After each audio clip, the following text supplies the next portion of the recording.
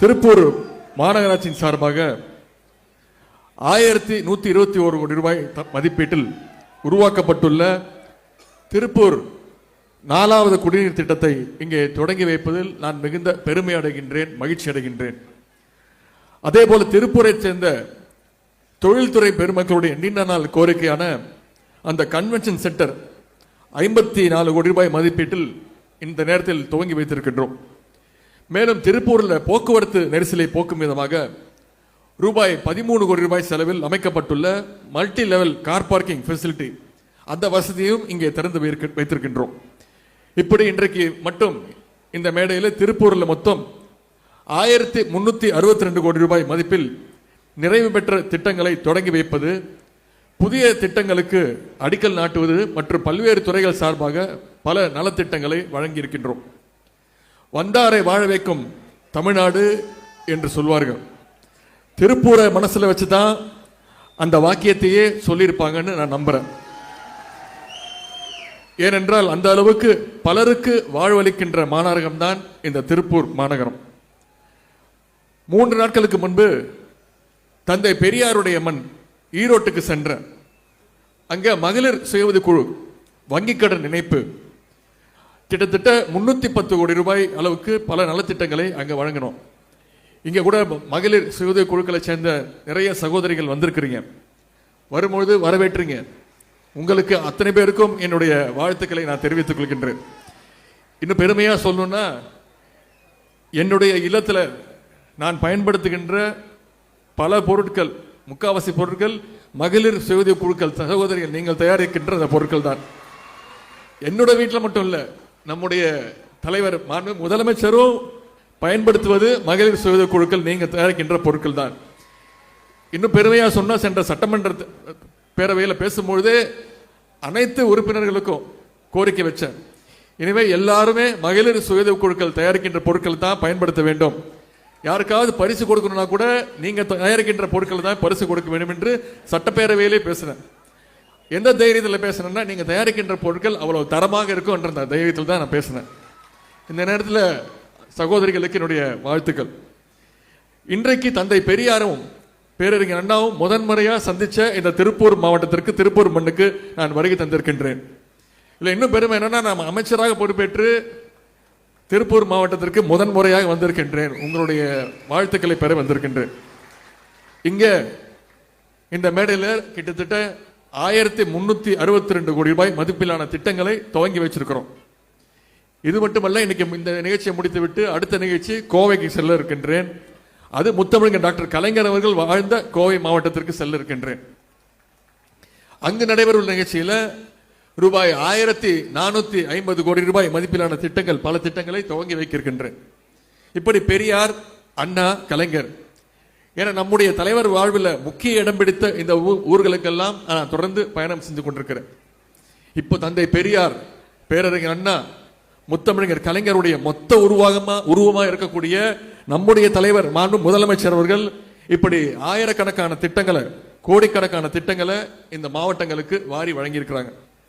இன்றைக்கு நம்முடைய மாநில நிதி நிலையினுடைய சக்திக்கு மீறி இந்த திட்டங்களை எல்லாம் நம்முடைய முதலமைச்சர் அவர்கள் வழங்கி கொண்டிருக்கிறாங்க. குறிப்பிட்டு சொல்லணும்னா, இந்த திருப்பூர் மாவட்ட மக்களுக்கு நான் சொல்ல தேவையில்லை. திருப்பூர் ஒரு மிகச்சிறந்த தொழில் நகரம்.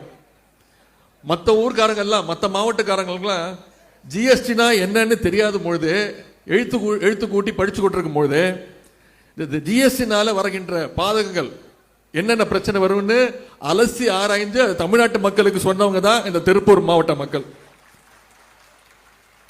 கடந்த 5 ஆண்டுல மட்டும் ரூபாய் 6 லட்சம் கோடி அளவுக்கு ஒன்றிய அரசுக்கு நம்முடைய தமிழ்நாட்டு மக்கள், தமிழ்நாடு அரசு கடந்த 5 வருஷத்துல 6 லட்சம் கோடி ரூபாய் வரி செலுத்தி இருக்கிறோம்.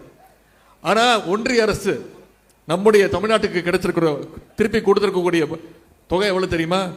வெறும் 1,58,000 கோடி. நாம கொடுத்தது 6 லட்சம் கோடி.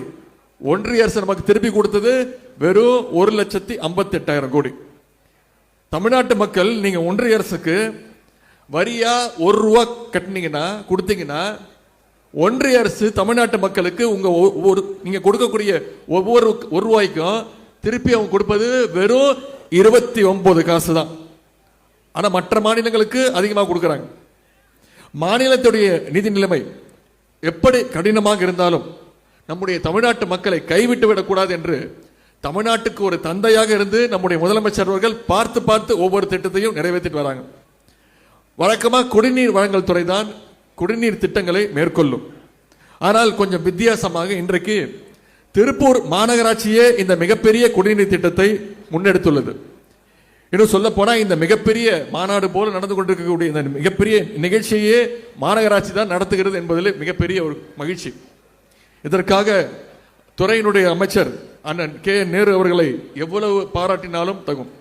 அவர் கழகத்திற்கு மட்டும் முதன்மை செயலாளர் கிடையாது, களப்பணியிலும் மக்கள் பணியிலும் முதன்மையாக செயல்படக்கூடியவர். அதேபோல் மாவட்ட அமைச்சர் அண்ணன் சாமிநாதன் அவர்களுக்கும் என்னுடைய நன்றியும் வாழ்த்துக்களையும் நான் தெரிவித்துக் கொள்கின்றேன். அதே போல இந்த திட்டம் நிறைவேறுகின்ற வரை கண்ணும் கருத்துமாக இருந்து உழைத்த திருப்பூர் மாநகராட்சியுடைய மேயர் அன்பு சகோதரர் திரு தினேஷ்குமார் அவர்களுக்கும் என்னுடைய வாழ்த்துக்களை நான் தெரிவித்துக் கொள்கின்றேன்.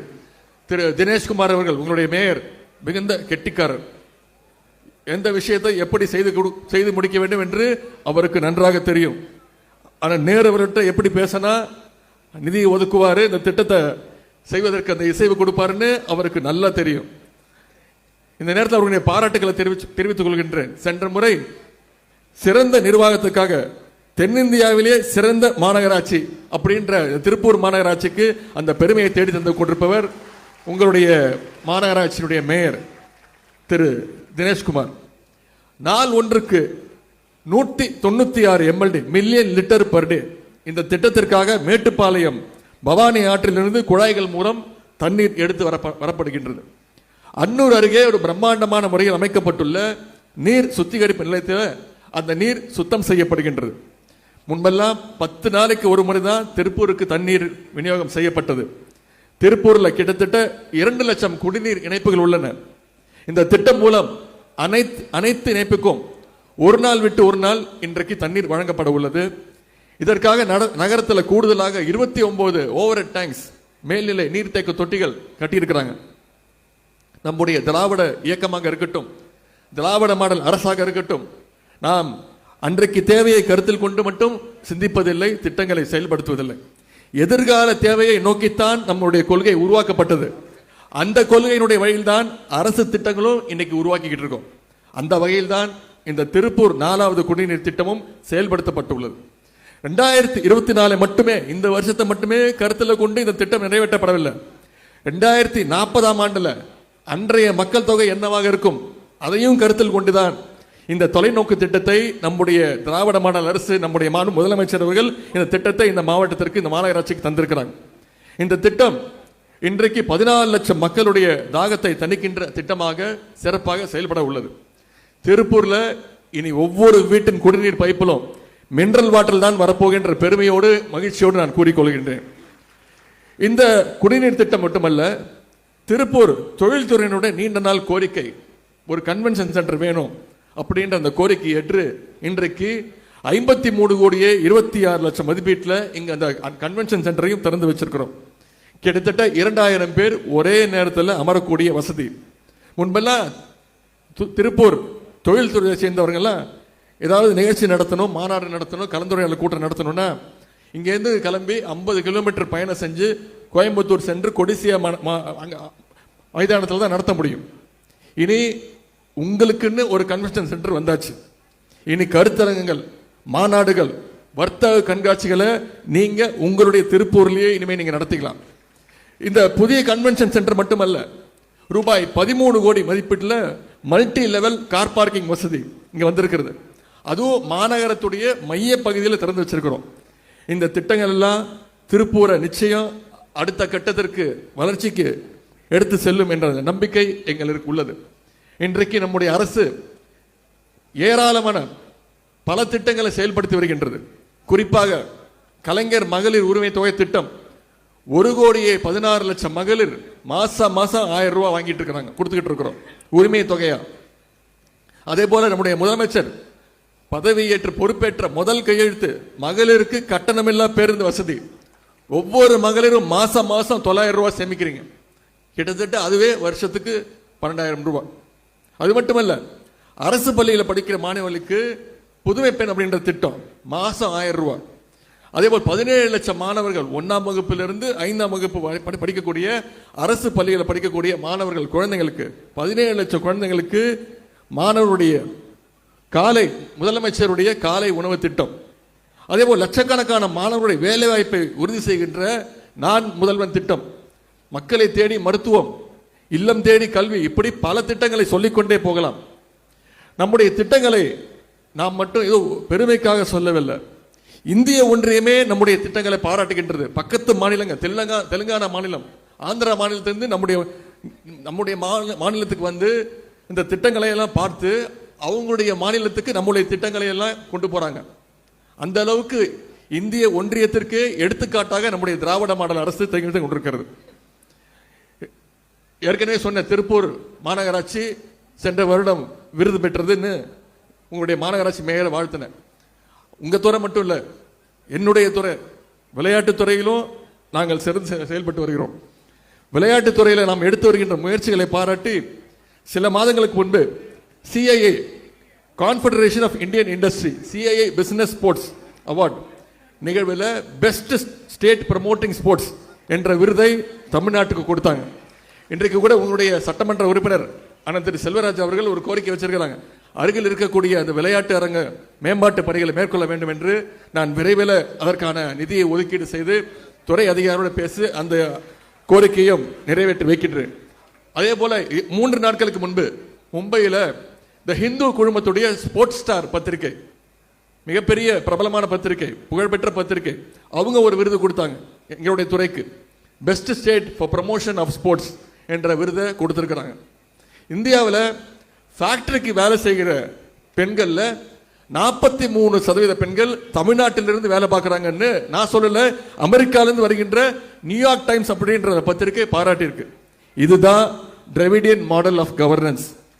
நாம திட்டங்களை மக்களுக்கு தருகின்றோம், பாராட்டும் அங்கீகாரமும் வாழ்த்தும் 8 திக்கில் இருந்தும் நம்முடைய மாநிலத்திற்கு நம்முடைய முதலமைச்சருக்கு வந்து கொண்டிருக்கிறது.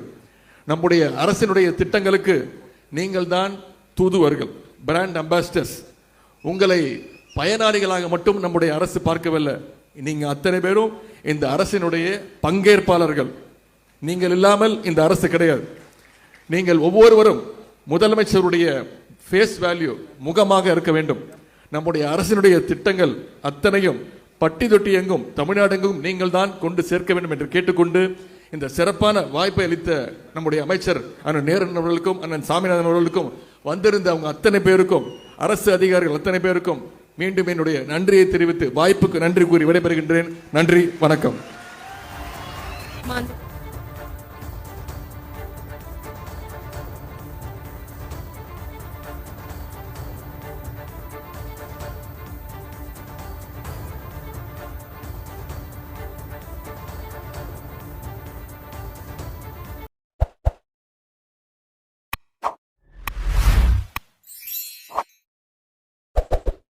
எக்ஸ்பிரஸ் மொபைல் கேர் 30 நிமிடத்தில் டச் அண்ட் டிஸ்ப்ளே மாற்றி தரப்படும். 20 நிமிடத்தில் charging port, speaker, mic, ringer சரி செய்து தரப்படும். 10 நிமிடத்தில் 1 வருட வாரண்டியுடன் பேட்டரி மாற்றி தரப்படும். அனைத்து மாடல்களுக்கும் பவுச் அண்ட் டெம்பர் கிளாஸ் மிக குறைந்த விலையில் கிடைக்கும். அனைத்து மாடல்களுக்கும் nano temper, hammer proof temper, 9H temper, privacy temper, flexible temper, edge temper, விதவிதமான பேக் ஸ்கின் உடனுக்குடன் கட் செய்து தரப்படும். அனைத்து விதமான accessories, data cable, charger, headphone, bluetooth speaker, all brand neck band, earbud, smart watch, power bank, pen drive, memory card போன்ற அனைத்து பொருட்களும் மிக குறைந்த விலையில் கிடைக்கும். Express mobile care, NRP complex, Trichy road, Manikkapuram road, Mangalam road, Trichy road, Anna Nagar, Palladam.